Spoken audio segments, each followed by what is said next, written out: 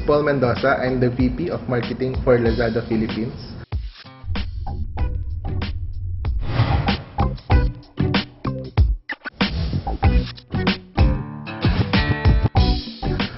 Lazada is an online shop where we sell almost 20,000 items and 12 categories. Ang tawag namin sa kanya, Philippines Online Shopping Mall.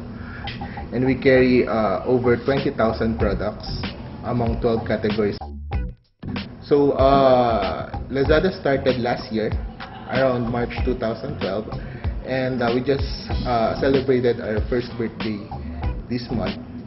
And so far, we're really excited on kung ano yung reception ng Philippine market sa online shopping.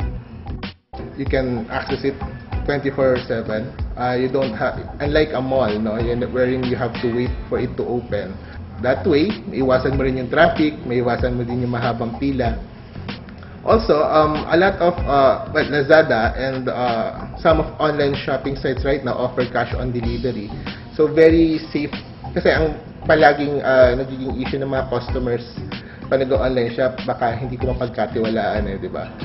Pero Lazada wants people to try online shopping. Nag-offer kami ng cash on delivery. You only pay when you get the item in your house. The value of online of being an online business is that you don't have a very high overhead. Everything sa Lazada is online. So which means hindi kami kailangan mag-allot ng pera para dun sa pag-maintain ng mga stores namin. And yung savings na nakuha namin dun, parang we slash the prices of the items for the benefit of our customers.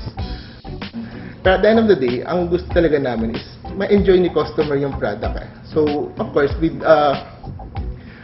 concession and with agreements with these brands, we maintain a price na okay sa lahat.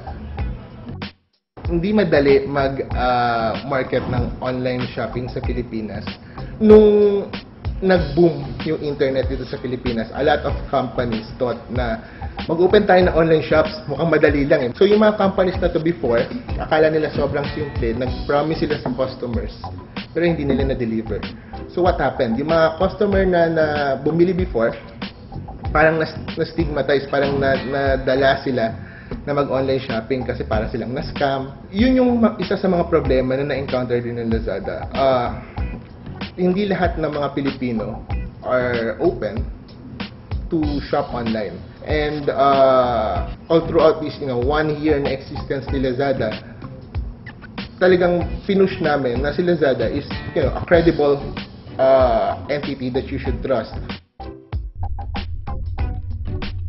For your business to flourish, dapat tumaas din yung e-commerce penetration ng market. And that means you have to make your customers happy. So that means quality products, quality service, quality after sales. You don't want people to buy in your website just once. You want them to come back and buy more products.